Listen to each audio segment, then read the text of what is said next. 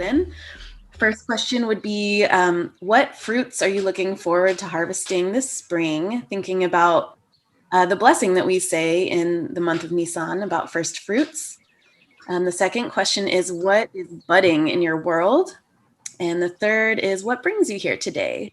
And if you haven't already, please take just a second to add your pronouns to your name in your Zoom box. And to do that, you can just click on the 3 little dots in your screen on the upper right corner. And that would be very nice of everybody to do. So welcome, everybody. I know people are still coming in. I haven't turned on my video yet. Oops, sorry. Very excited to have everybody here today for our event, Passing the Mic. We have very exciting guests today, and you can check out the chat. You can start answering some of these. Oh, we have our first response. First fruits, watermelon. Yes, thank you, Sally. If you also want to put in your name, in your Zoom name, maybe where you live, just in case, you never know. We might have people from other places other than Nashville. My name is Emma, and I am one of the organizers from Nashville Jews for Justice and for this event. I'm so happy to see everybody here. I'm just going to go ahead and get started, if that's okay. Imani, I've waited to hug all of my parents. A retreat is budding. I was invited here. Thank you, Imani. We're so other fruits people are excited about harvesting.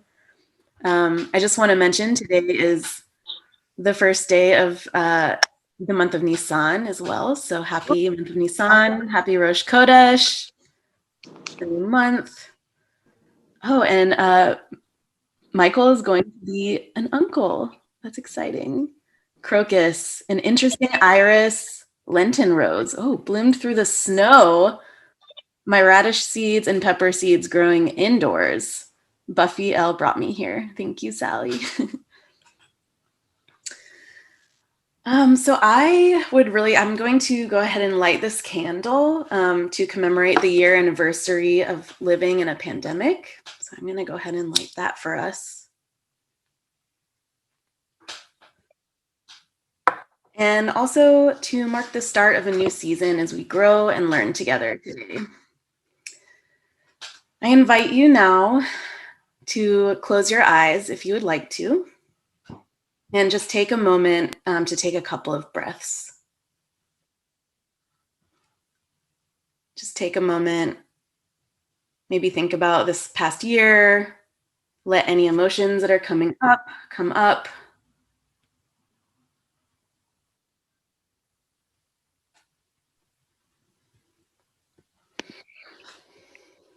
Just take a few breaths, and as you're exhaling, we can look forward to the fruits that we're going to be harvesting together as we come together today as a community, what we're building together, what fruits are budding today. And if you need to just stretch or move for a second, feel free to do so.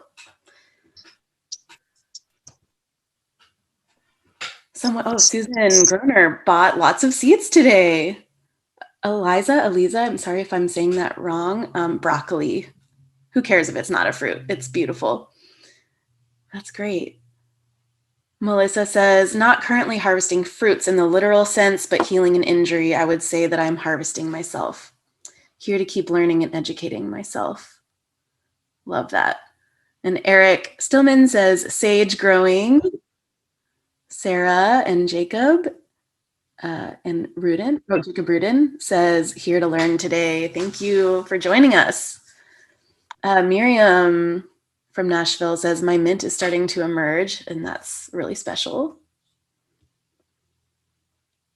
Thank you so much for sharing. In case you're just joining, there are some questions above about what fruits you're looking forward to harvesting this spring, or what's budding in your world, or what brings you here today.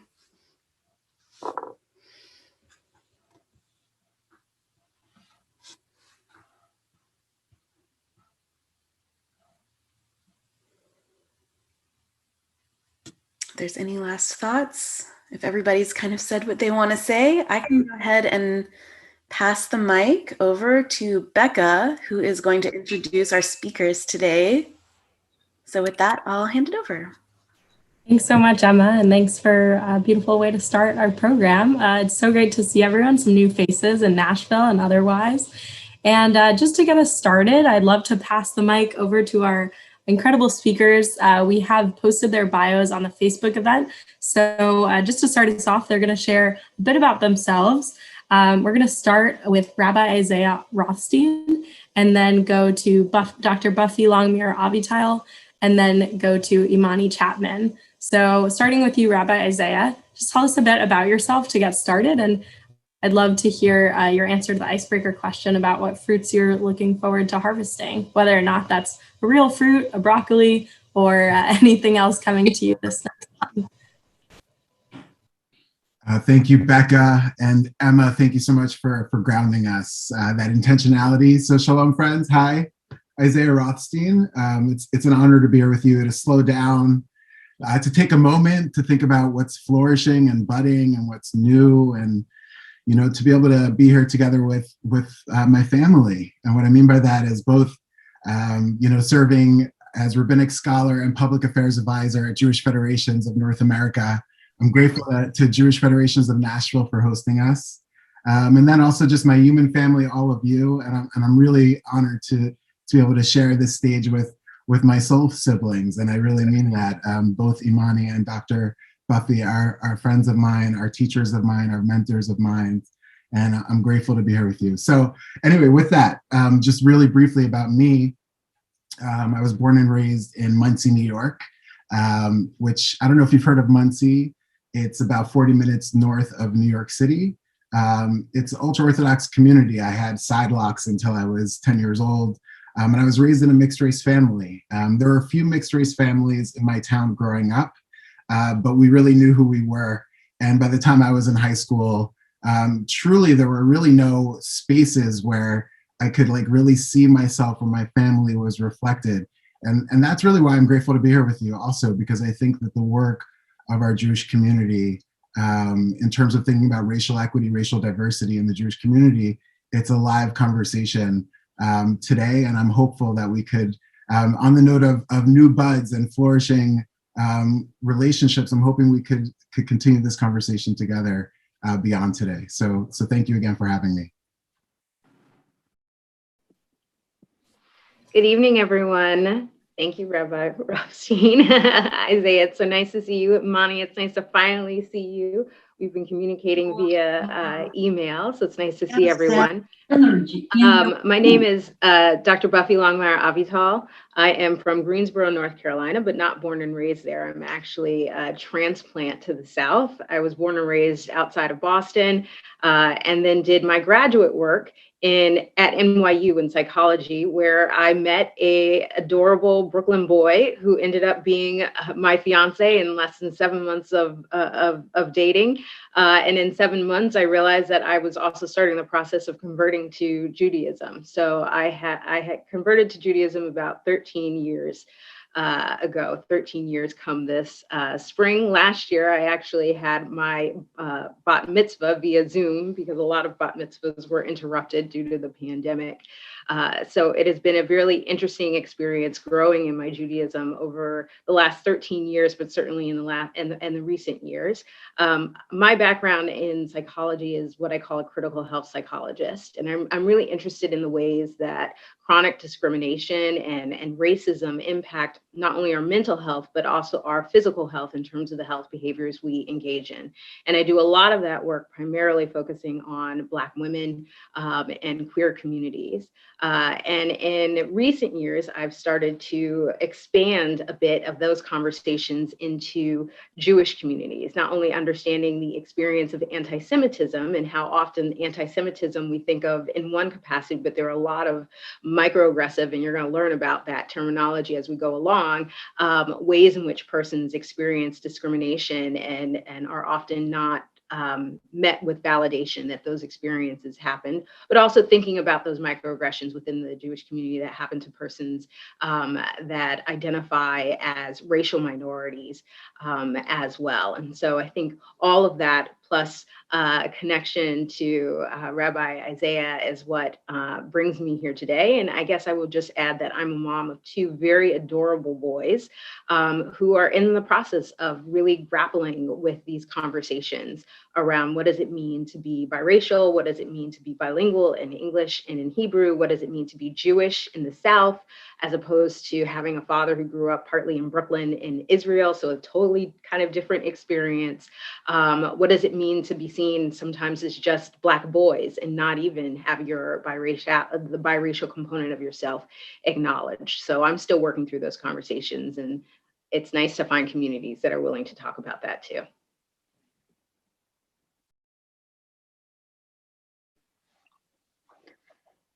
So wonderful to be here with everybody this afternoon.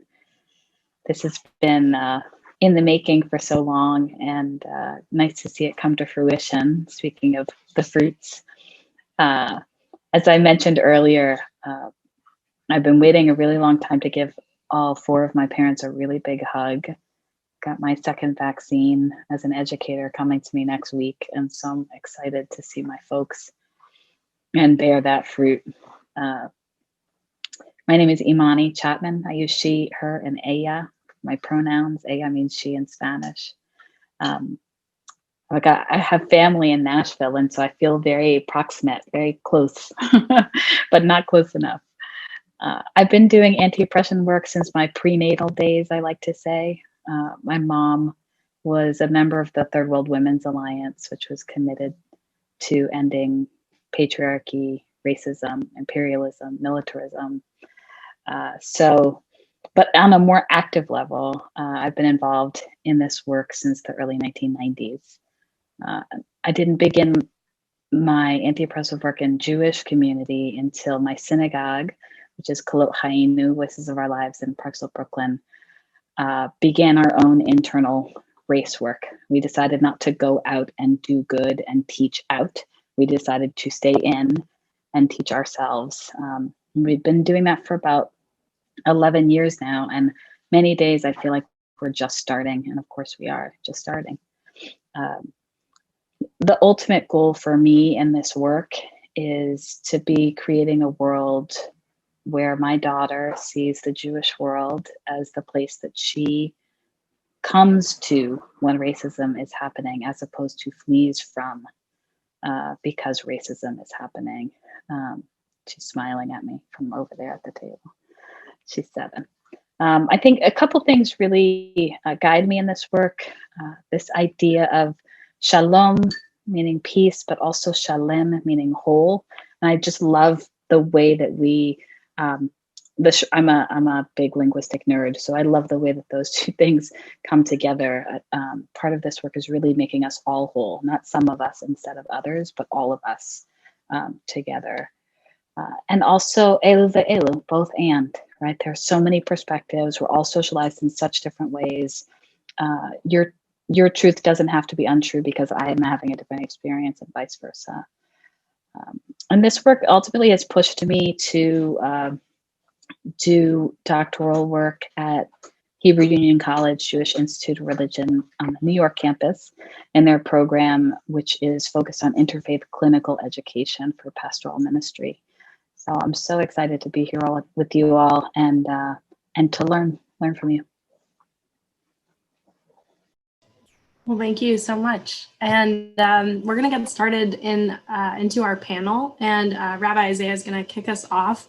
We've been talking over the last few months, as Imani mentioned, to frame this event and what we're talking about. And we've come to this term of critical racial identity. So for Rabbi Isaiah, since looking at Imani's daughter. So Rabbi Isaiah, as we're framing ourselves in this conversation, can you share a bit of background about what racial identity has meant to U.S. Jews and that historical context of this racial identity, whether it be Jews of color or white Ashkenazi Jews? Yes, thank you for that question. Really appreciate it. As we ground ourselves in a discussion, I think around Jews, race, and American identity, I think it's important to frame kind of our long diasporic exile and history, how we got to the West, even as Jews. I would love if you put in the chat, can you name different countries that you know Jews live in today or have lived in? Just if you could throw in the chat, we'll just take a moment. Where in the world have you seen the Jewish community or have heard of Jews from?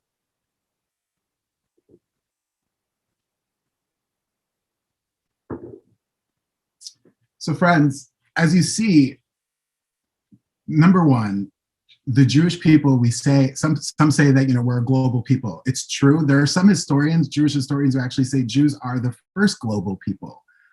Due to exile and diaspora, we've actually been all over the world. It's an important pretext for any discussion around America and race and identity, because sometimes we forget, right? Even this term Jew of color, right, is something that is like a relatively new term. But in terms of the Jewish people having racial diversity, that is a millennium old reality. So as we keep that in mind about who we are, we should be reminded that even the name Jew or Jewish is actually a term of exile, of being othered, diaspora. It's a term that we really see post First Temple. So this idea of being othered, this idea of being known within a framework of being othered is something that unfortunately the Jewish people know. And because of that, the Torah tells us 36 times, 46 times, the rabbis argue, lo tachitzenu es hager, do not put a pressure on others, right? Because of being Ivrin, Hebrews, others, we understand that dynamic. But then what happens? Globalization, migrations to different communities, and the Western world is built within a frame of what some thinkers around race call the black-white dichotomy, where America is built upon racial hierarchies. By the way, I love that I'm still seeing names come in from different countries around the world. Friends, I don't know, if you type in global Jewry, you'll see the Jewish Federation pops up as the first. We serve Jews in over 70 countries. I believe there are like over 100 languages spoken by the Jewish community. And I don't want to assume where your family's from, but if your family migrated to the US, when? I would love if you put in the chat. When did they come to the US? From where is a good question too, and I hope we could discuss that more deeply, but when? Can you tell us around when your family arrived in the US? So, okay, so great. So we've now understood that it's not a new idea about being a multiracial, multi-ethnic, multicultural people. But now we're understanding that because of our own dynamic with our host society, we constantly had to negotiate where we were seated. We constantly had to negotiate whether or not we would be safe and secure. And what's interesting about decade to decade of American Jewish history is depending on what decade you came to the US, you were defined differently. For many Jewish people coming to the US even, they didn't associate with this term called whiteness. They didn't call themselves white. They didn't know what that meant per se. And when immigrants were coming from different places around the world, where were they mostly coming from? Jewish immigrants. If you look at American Jewish history, the first Jews in the continental US were Sephardi and Spanish Portuguese in the early 1600s. But really, we see these big migrations take place, friends. Big migrations take place. And when they already, like if you can maybe put in the chat, tell us, how many Jews do you think were in the US in the early 1700s? And I'm only doing this just to create a little texture around the history. And I hope we could honestly, there are books, there are many good books, there are many conversations to be had. We could totally, I'm sure between myself, Imani, or Dr. Buffy, we could give you a really solid list. So in the early 1700s, there were about 250, 300 Jews, at least according to census.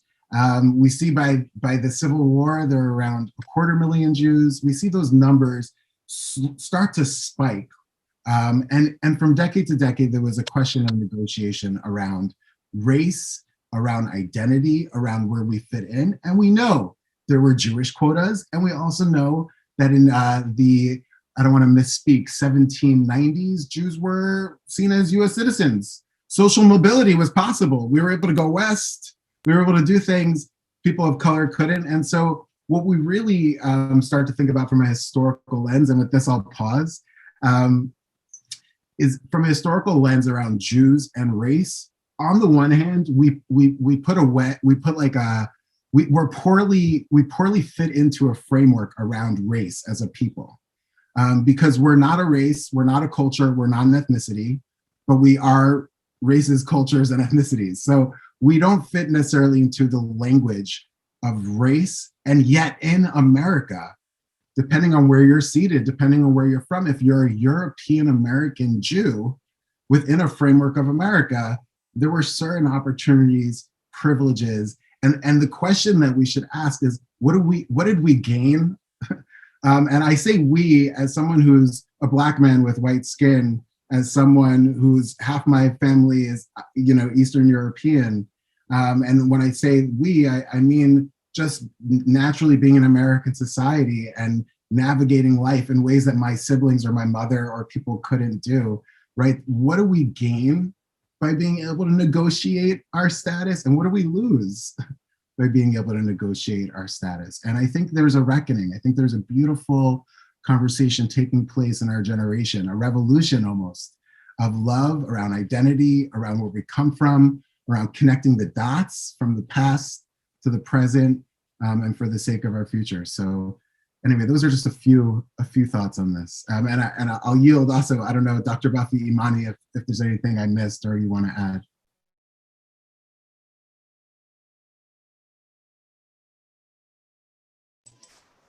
Well, Rabbi Isaiah, thank you for that brief masterclass on racial identity in the U.S. And I look forward to continue learning from you on that. We're going to pass it off to Dr. Buffy. Back when we were planning this event, we were talking about microaggressions, which I'll define as everyday, subtle, and oftentimes unintentional interactions that often will communicate a negative bias towards a marginalized or oppressed group. And when Dr. Buffy and I were talking about this, we were talking about what that's like being a multiracial or Black Jew of color and a Jew in the South as well, what microaggressions are like.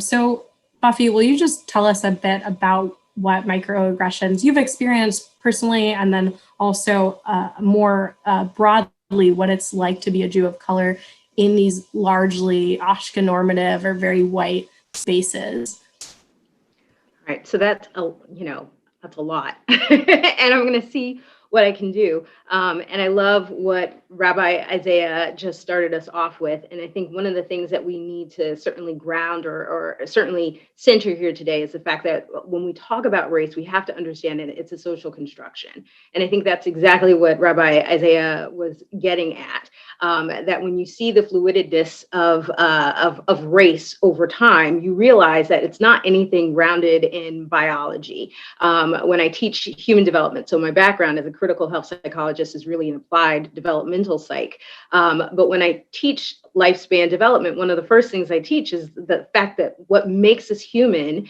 is the fact that we look so different, yet on a genetic level, we are so very much the same. And what's happened with race, this is important because it frames the discussion around microaggressions, is that we've created a society that puts incredible amount of weight on these phenotypic or facial features that throughout time were not there. As long as you pretty much were human, you were good to go. And that's why you see such diversity amongst people. It's why when we do Ancestry.com and we look at our ethnic kind of connections, our ethnic lineage, we can be from all over the place. But here we are very much labeled into or shuffled into particular boxes. And so that social construction is really important in understanding kind of the genesis also of microaggressions, because microaggressions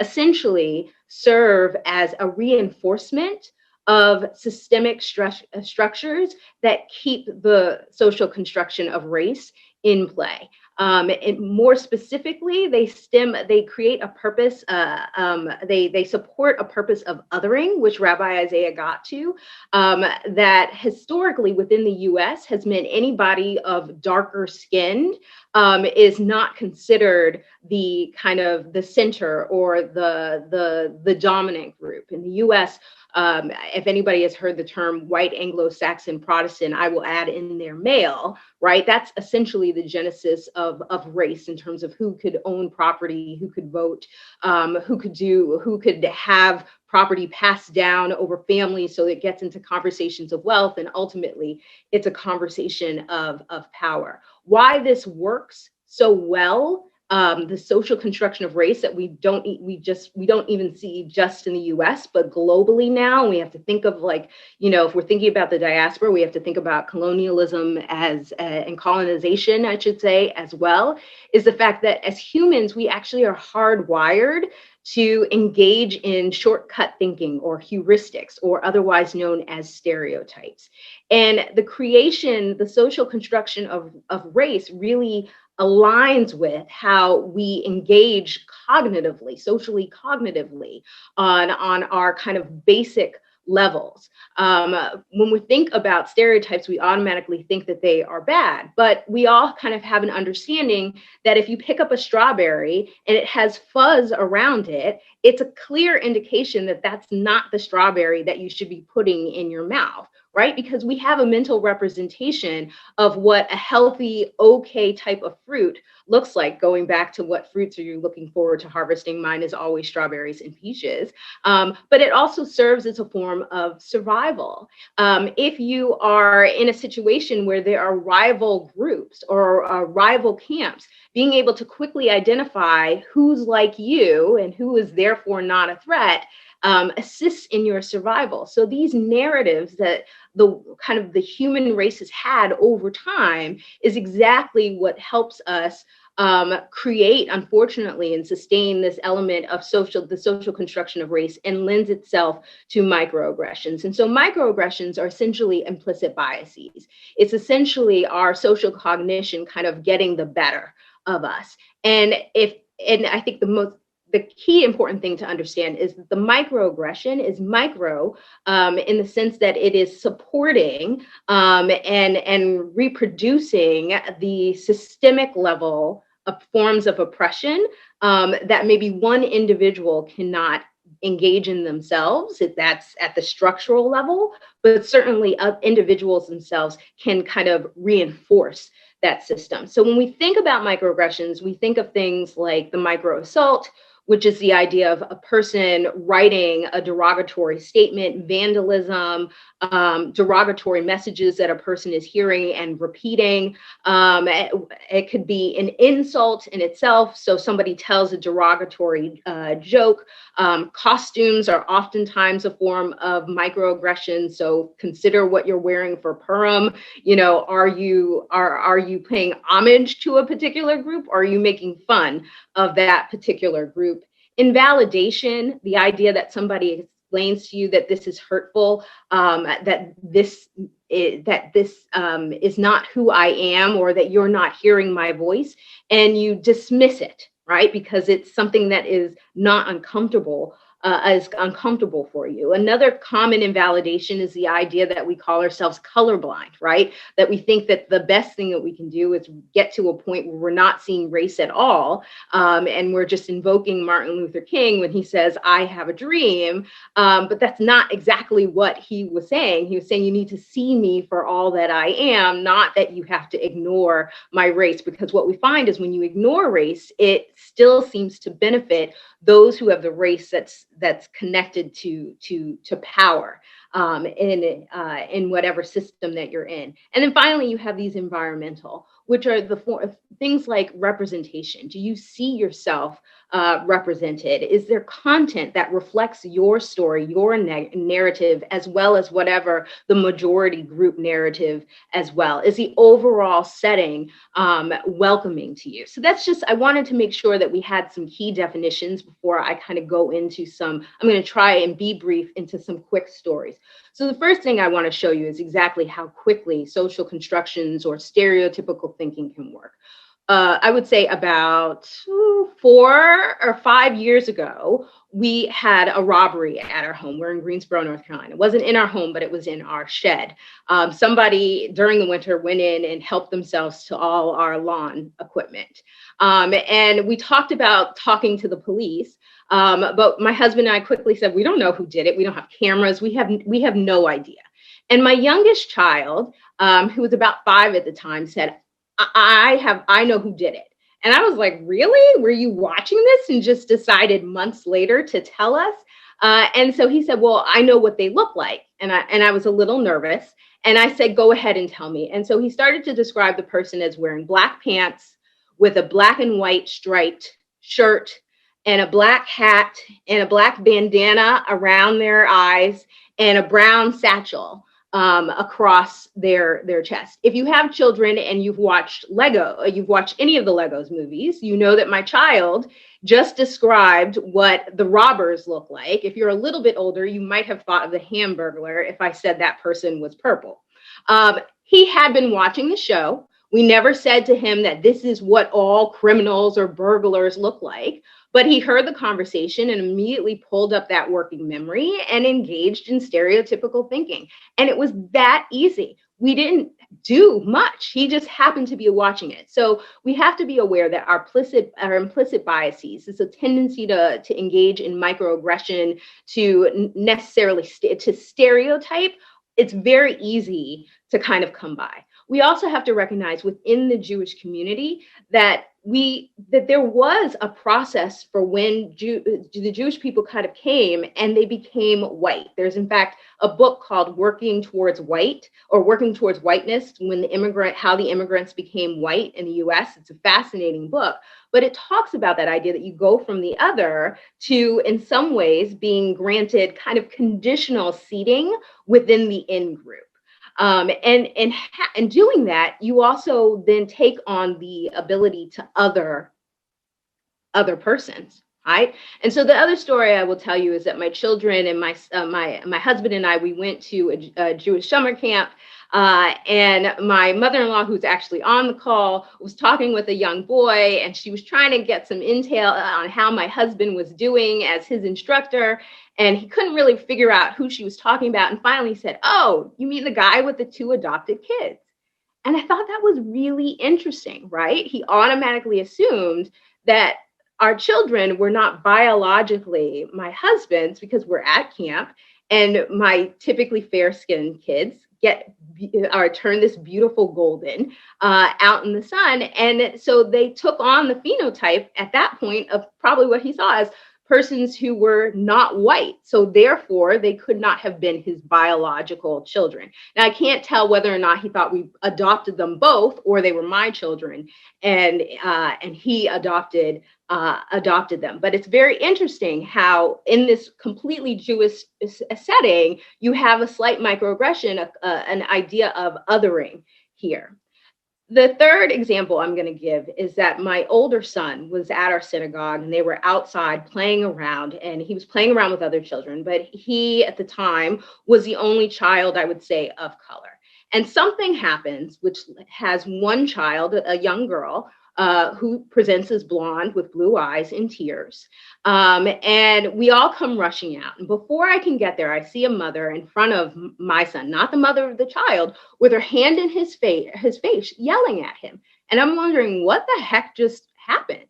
And my son is just sitting there taking it like he was the villain in the situation. And come to find out, when the young girl's sister steps up, the young woman had been invading my son's space repeatedly, and he had been asking her, please stop, right? There's another conversation about how exoticizing can also be part of the othering here, that we can have that conversation over. And she wouldn't stop. And so finally, when she really started to touch him, he just naturally pushed her away. So he's being violated. She cries, and immediately the mother responds to her, seeing her in tears, and assumes that he is the one that started this, that he was the ultimate aggressor. Now, if that's a very interesting dynamic, right? When we think about the history of how men of color are often deemed as threats. And so at this point, he might have been 8 years old. And to have an adult in your face screaming at you, not even giving you the opportunity to speak on your behalf or getting your parent to intervene, it sets a tone for him moving forward in terms of his feeling of safety in our community, in our synagogue, right? And the third thing I will say in terms of microaggressions that I think we need to add is the idea of silence, that when something happens and we don't speak up about it, in not speaking out, and not righting the wrong, and not being on the side of justice, that can be as damning of the direct microaggression that someone experienced. And I'm going to give this in this last kind of tidbit. Unfortunately, this summer, my sons were walking our dog, and someone in the neighborhood came up and racially harassed them and threatened to take the dog away because he just couldn't understand why this beautiful dog was with these two brown boys. And it was a terrifying experience. And there's a whole story there that I won't go through. We confronted the person. And I had hoped that my children had moved past it. But even months later, I realized this is something that still haunts them, because I think this was the moment where they really realized what it meant to walk around in the skin and gender that they are presenting with. And my youngest son has been having recurring nightmares. And he watched the movie Captain Marvel. And in Captain Marvel, all the aliens have this ability to take on the face of anybody else. So you think it's your friend, but it's really a villain. And he says his dream is that he walks around the neighborhood with Micah and our dog, Marilyn, and everybody is an alien, right? And I said, he's processing what it feels like to understand that persons you think may be your ally have the power to inflict harm on you, may actually be the bad guy. And so this idea of what's good and bad, and this is the kid who clearly saw cops and robbers, right, is now in the state of realizing everybody could potentially be this alien. And I leave us with this because that's the most important thing to take away from when we think about microaggressions. When we think about microaggressions within the Jewish community, we have to consider the fact that we all have the potential to engage in these microaggressions. And even though we are minorities ourselves, it doesn't mean that we don't have forms of privilege. It doesn't mean that we're blinded by our aspects of privilege. And so sometimes when we think we're being present in that, present in owning that privilege and being progressive, we can actually be doubling down and engaging in these forms of microaggressions. And so we become the villains in our own story. And we have to think about what that means, not only for those adults, but particularly those children who, as Imani said, we understand that religious and spiritual community is so incredibly important to mental health, particularly for persons of color. What does that mean if my sons don't feel safe in this community? Then where do they run to? I've taken up enough time. Imani, go. Thank you so much for sharing that. And I'm so sorry that that happened to your sons in your community. And I do want to bring it back to Nashville as well, that these interactions are happening in the Jewish community, at synagogue, on your street. And while the pandemic has brought us closer together in a lot of ways, it's also shown a light that I think Dr. Buffy did a really excellent job shining on how this happens. And and to be mindful of that and the privilege and how we show up for our community members, while trying to be mindful of what's going on when microaggressions occur. So with that, I'm gonna, before I ask Imani our last question of the panel portion, I'd love to hear any questions in the chat. So if you have questions that have been percolating, I know we're learning a ton already. I'm learning so much and taking notes. So if you have follow-up questions, feel free to drop them in the chat and we'll get to them. And so as you start thinking of your questions and putting them in the chat, Imani, I'd love to ask you our last question of the panel. So you have experience leading conversations around safety and security in these largely, predominantly white Jewish communities around the US. And I'd love to hear your thoughts on how security and safety in Jewish communities might be perceived differently for white Jews versus for Black Jews and multiracial Jews and Jews of color. And also to just so that the folks on the call can hear more about your work on how you're fostering collective safety for all Jews in these American Jewish communities. Thank you, Becca, for that question. I'm going to start just with a little story, which is that following the shooting at the Tree of Life Synagogue in Pittsburgh, I arrived at Kalat Shabbat services at Kolot, and at the door was my friend Carolyn, and I said, "Hey, how are you?" She said, "I'm doing okay." Then I noticed that I had not entered yet. I was still standing on the stoop, right, the stairs that go up to the building. And I said, "What are you doing out here?" And she said, "Well, the board decided that in light of the threats that are potentially out there, that we would rotate who is going to be standing at the door to the synagogue." And I was incredibly moved. I was incredibly moved by that statement, because she could have said a lot of different things, and my synagogue could have made a lot of other decisions besides that one. And then I thought, oh my gosh, Carolyn is standing on the stoop, so that if a shooter comes to the synagogue, she's the first person that they make contact with. And it was horrifying, right?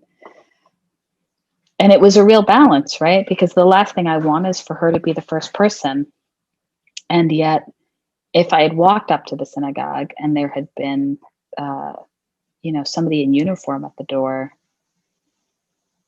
I would have felt less safe and not more safe. So I want to roll back to Isaiah's question about what do we gain and what do we lose by being able to enter into society in the United States. One of my favorite documents is from the synagogue in Newport, Rhode Island, that was established in the late 1600s.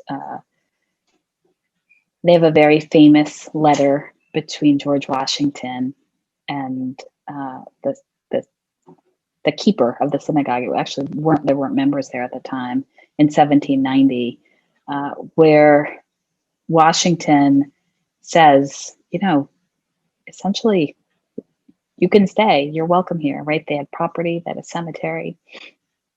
And in the letter, he says, "For happily the government of the United States, which gives to bigotry no sanction, to persecution no assistance, requires only that they who live under its protection should demean themselves as good citizens in giving it on all occasions their effectual support." So if we roll back to what was happening in 1790, right, this is right before the first census, Bill of Rights had been signed, US is established as its own country. Mostly what we quote from that letter is that we give to bigotry no sanction, which is untrue. We'll start there. And to persecution no assistance. That is the big line from that. And I love that as an aspiration, for us. I think we're still a ways off. The other piece, of course, is that the only requirement is that if we're in the country, that we demean ourselves as good citizens, and that had a pretty prescriptive definition, and also citizens at the very least, as Dr. Buffy said, right? And that we give the government our effectual support. So this is obviously in times of enslavement, in times of the near genocide of indigenous peoples, right? So what we got, and thank goodness for it, right, was safety and ability to daven together, to pray together, to be together. When that synagogue opened, it was Hanukkah, right? The whole town came out, everybody, not just the Jews, everybody was there. It was a huge celebration. A real coming together, right? At the same time, what does it mean to give effectual support to the United States government at that time, during that era? It was a trade. It was a trade. And the reason I pull on that string right now is because it was really about safety. It was really about safety. And I think when we talk about safety, we think about it as physical safety, which I think is an important aspect. But there also is psychological safety, right? Safety and security are not the same thing. Security usually we think of as emotional, sometimes physical. And then finally, comfort, right? Comfort, or sometimes what people call like a feeling of belonging. And we've already heard a little bit about the brain. I'm also going to talk a little bit about the brain and how it works. We know that the part of our brain that has kept us alive so far, right, the limbic system, is that part that discerns what is safe from what is not safe. What is a lion from what is not a lion, right? What is going to eat us versus what we're going to be able to eat, right? Or sometimes we just have to play dead because it's kind of a lose-lose on either side. And so that part of our brain acts without our permission. Thank goodness. Imagine if it had to seek permission before it made the determination, right? Acts without our permission. And then we, more and more are able to pull our prefrontal cortex online to think about what do I want to do with this information, right? So there's the quick route, which helps our body to start doing things like narrowing our vision, stopping digesting our food because we're about to have to make some tough decisions here, right? And to begin to think about, how am I going to make the next move that will keep me and my family or my crew or whoever's with you safe in this session. So I have a lot of questions. I know that you might think I'm going to give a lot of answers, but really I have a lot of questions. So very Jewish of me. What are we protecting ourselves from? Whom are we protecting ourselves from? What are we protecting ourselves? Is that threat internal? Is it external? Is it present? Immediate, I mean. Is it happening now? Or is it happening historically? I think a lot of times we stay on guard because we know, right? We've seen that, what I think of as like a little bit of a sine wave of how history works with us, with Jews across time. And we know that we have had times of greater danger or lesser danger, but people tend to think of it as cyclical. There's also a lot of thinking now that in fact it's not cyclical, right? And our being prepared for a cycle like that is not helpful or healthy for us. I kind of think of, in particular, Ashkenazi Jews, white Jews, European Jews, as folks who keep a little bit of a go bag at all times, right? The kind that you use when you're like getting ready to go to the hospital to give birth. And sometimes it's by the door, and sometimes it's on the second floor, and sometimes it's in the garage, sometimes it's in the attic, but I don't think it necessarily goes away.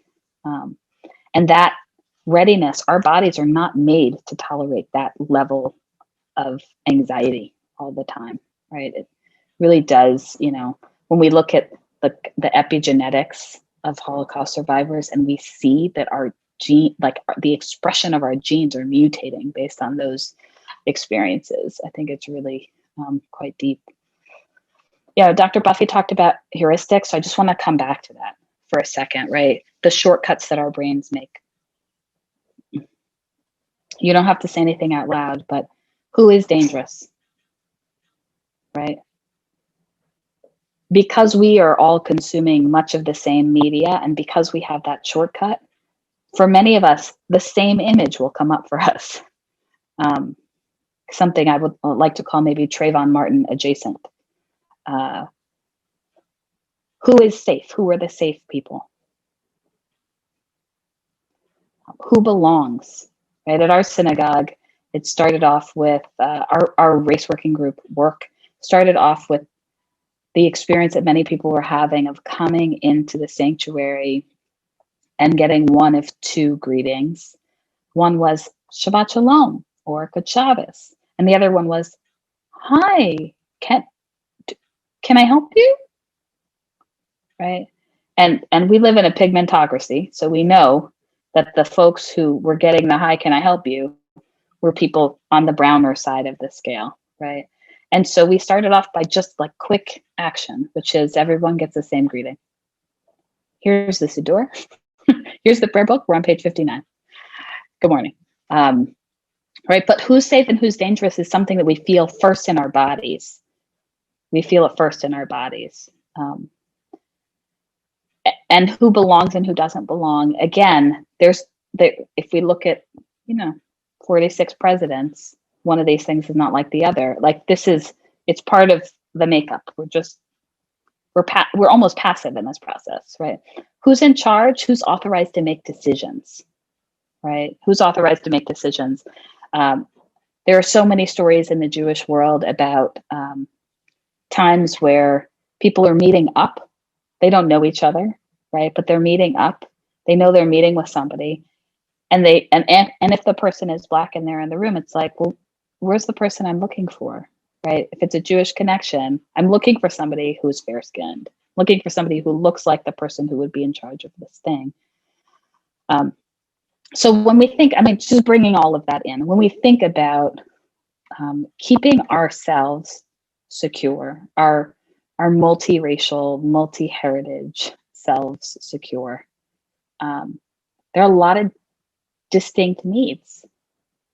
And how do we go about thinking about protecting everybody? So one of the things I think about is, what are our relationships? Anti-racist work, and I think it was Eric Ward who said when he came to speak at Kolot that anti-racist work is as important as racial intimacy in undoing racism, right? So the first thing I think about are our relationships.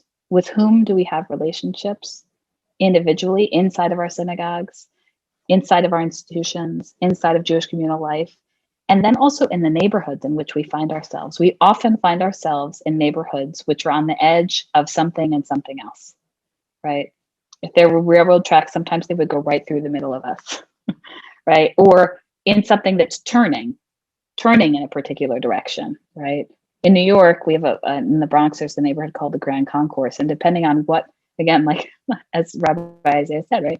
What decade we're talking about, that's definitely a Jewish neighborhood, or it's definitely a Black neighborhood, or it's definitely a Latinx neighborhood, right? Because of the way that gentrification works and the way that the tides turn.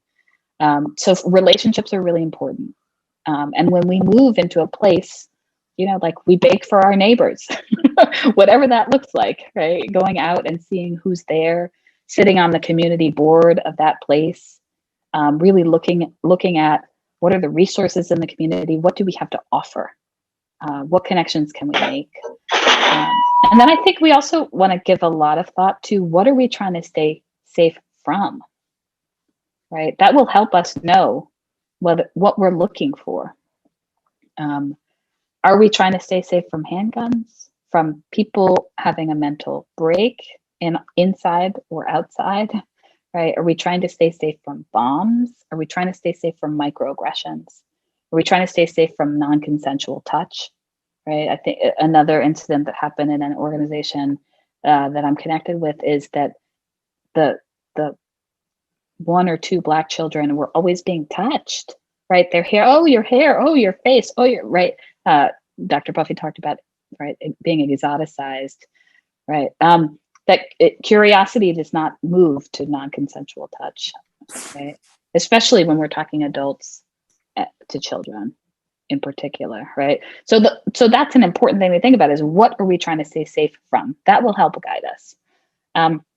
The other things are on the early end. So what preventative work can be done?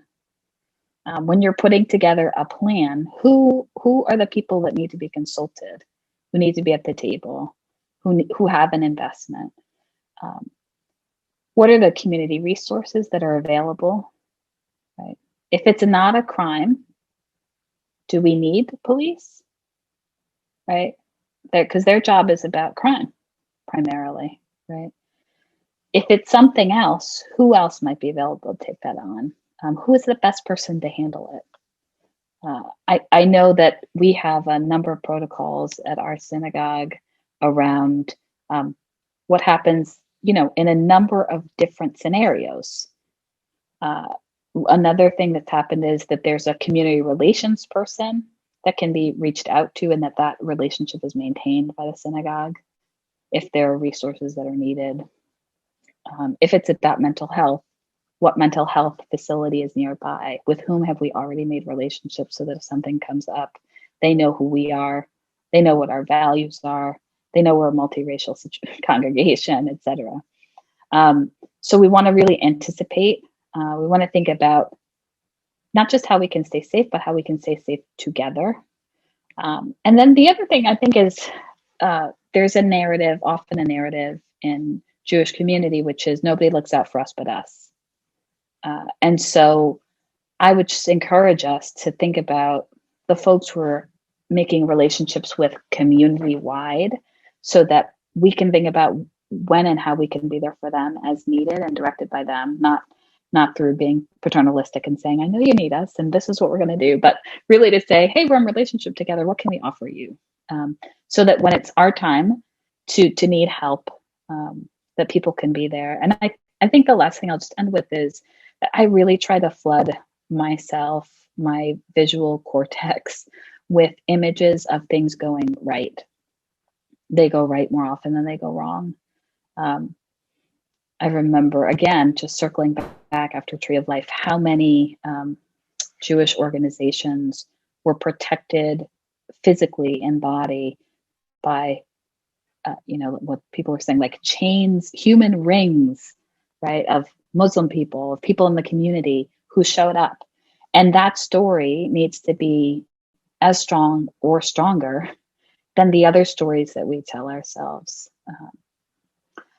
I will just add one more thing, which is to say that Joe Katz-Kent has done an incredible amount of work around transcending Jewish trauma. I think that's probably the website itself, Transcending Jewish Trauma. And I think there's so much in there that can help us in this conversation about safety and security and being in multiracial community as Jews. Thank you so much.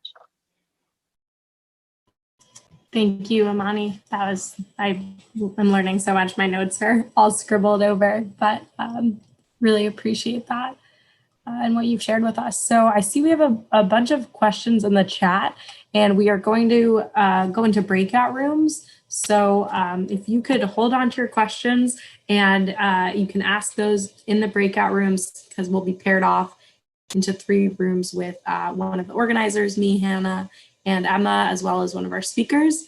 And so feel free to let one of us know your question in the breakout room. Since we have about 3 minutes until we go into those breakout rooms, just take now to do a bio break, stretch out, dance around, whatever you need to get pumped up to have these conversations together in a more intimate setting. And I'll let everyone have those 3 minutes. And once you come back, don't be too shocked if you end up in a breakout room, because it is set up right now. And once again, let me just thank Dr. Buffy and Rabbi Isaiah and Imani.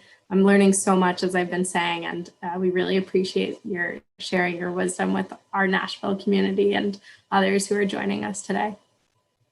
We're gonna ask one or two more questions to the panelists, but we are gonna just pop a poll on your screen. I think we have someone doing that just to see who might be interested in continuing this conversation. But yeah, we're gonna hear a little bit more. Oh, here's the poll. The poll should be popping up, so I'll let people do that for just one moment. I guess as people are doing that, I'm going to go ahead and ask a final question to our panelists today. Just thinking about moving into Passover this month, in the spirit of Pesach, thinking about what our current Mitzrayim are. And this question is actually inspired by Imani. So thank you, Imani, for bringing this up. Mitzrayim being the word that means like narrow spaces that we talk about with the story of Exodus. So what are our current Mitzrayim that we would like to leave behind? And we'd like to hear from you. We'd like to hear you tell us about the impact you hope to see in the future from this work in the Jewish community that we're doing, and how you would like to see our Jewish community work toward a more inclusive and anti-oppressive environment. So in other words, this is also very much inspired by Imani. How will we know when we're free, and how will it feel? What will it feel like? I will pass it to, let's just go in the same order. Let's start with Isaiah.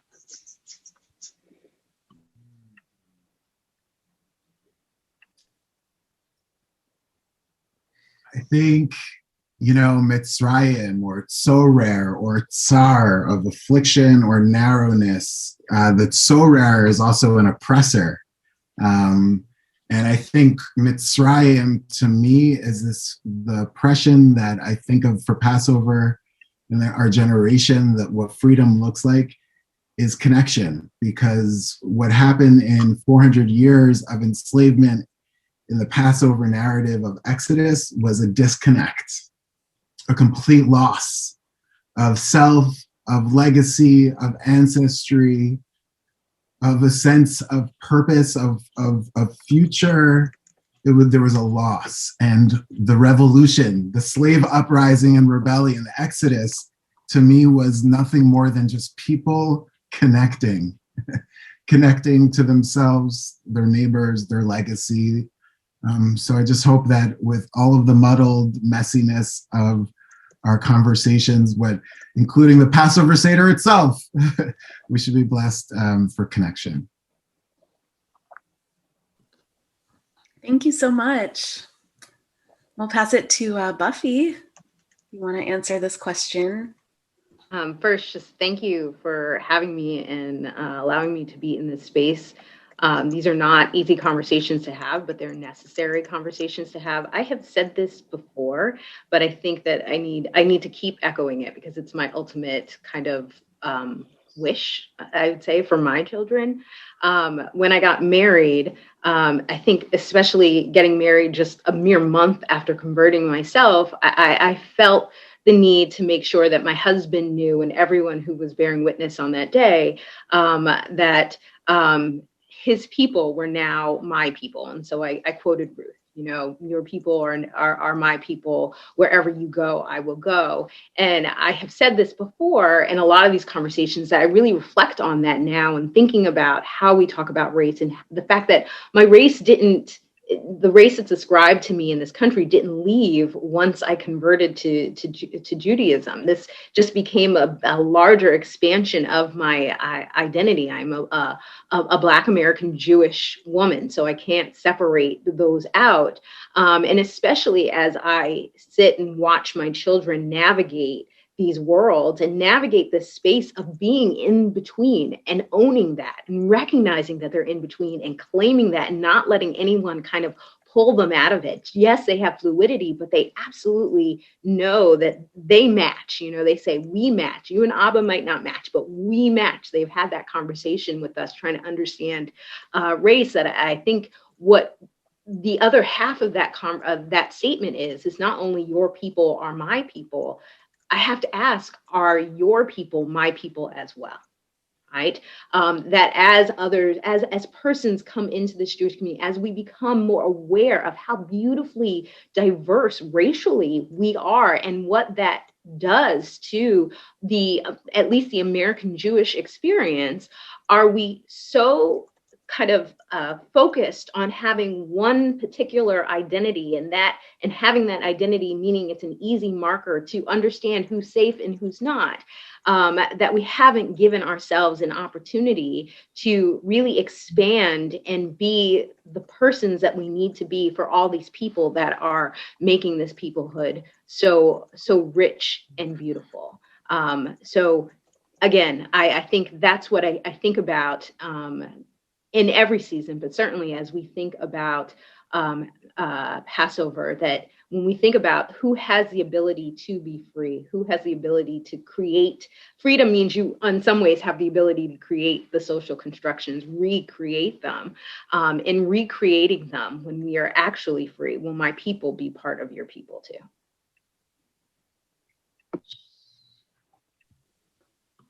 Thank you so much. I'll pass this to Imani to close this question out.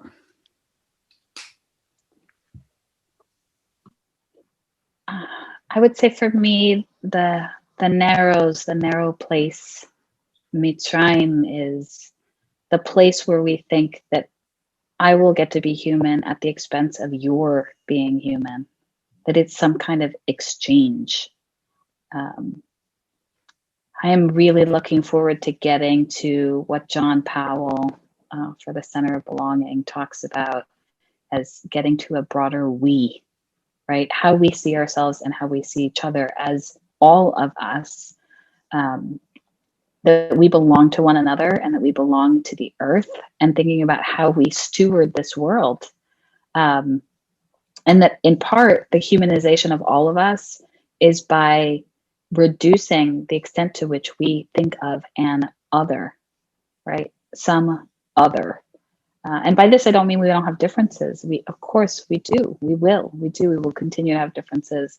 But that those differences not be ranked, right? That we not create a hierarchy with those differences.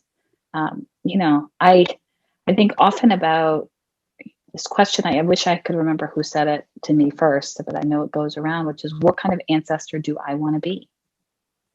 What kind of worlds do I want to live? And I really want to say, like, inherently, we've got this. We're Jewish. We got this.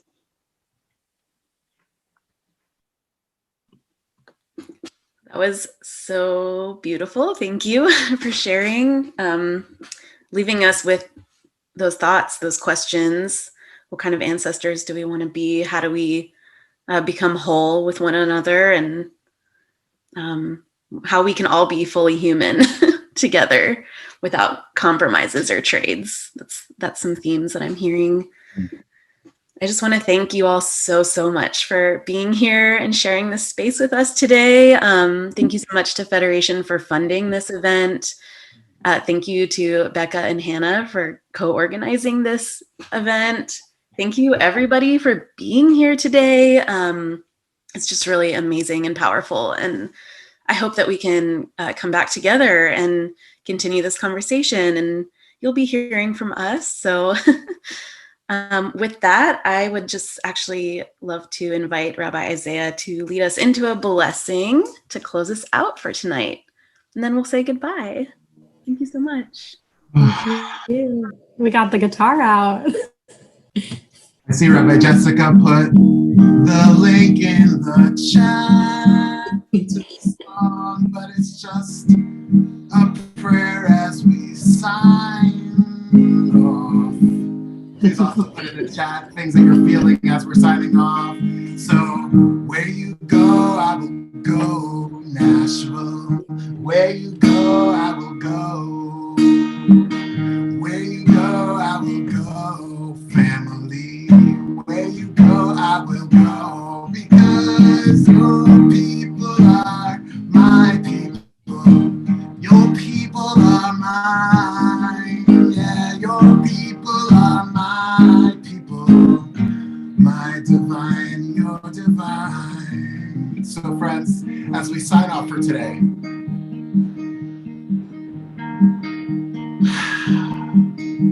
I don't know what gives you courage. I don't know what gives you hope. I don't know what lights your fire. what helps you so how to dream. But it's like moments, the hour and a half we had together. So courage, our friends, you do not walk alone.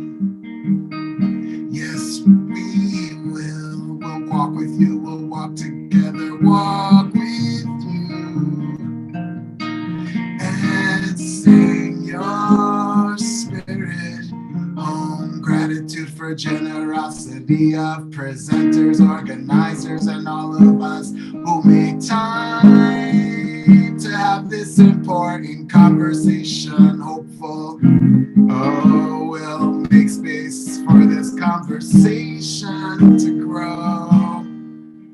Words of the amazing show. Shauna, thank you so much, really, to all of us. So for being here, the courage, this is the final thought for me at least. It's just really the blessing for courage. So let's sing together. Courage.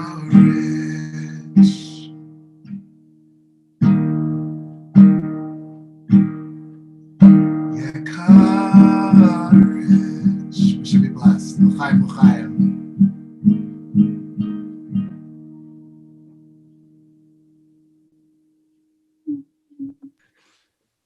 Hi, everybody. Thank you so much. That was beautiful. Thank you. Have a great Thank you all. Have a great Thank you evening. all. Thanks.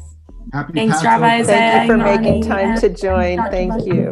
Thank you, Jewish Nashville, Jewish Federation. Thank you, all of you. Thank you, each of you. So much gratitude. Amazing.